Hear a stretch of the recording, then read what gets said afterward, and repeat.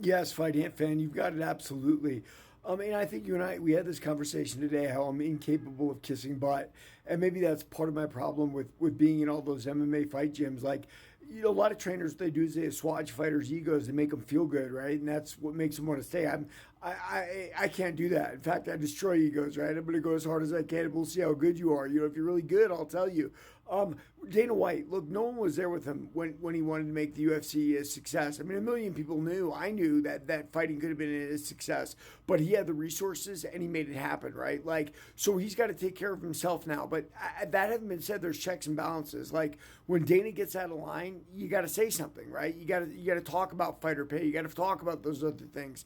I know that Dana doesn't want to hear it, right? Dana's in a new paradigm in his life. He's on top of the world, but that's how you do things. That's why the fourth estate is a check on the people in power, the people with the money, people like Dana White, quite frankly. As far as Vince McMahon goes in this whole discussion, I can't even talk about that. I mean, it's hard for me to understand why people do that. I mean, there's girls who do that professionally. You don't have to abuse those around you, but power is addictive as sex or money, right? Like, sometimes it's just the power, right? You work for me, I can force you to do things, and unfortunately, human nature, man, the evil inside of all of us. Read my book, Warrior of the Light.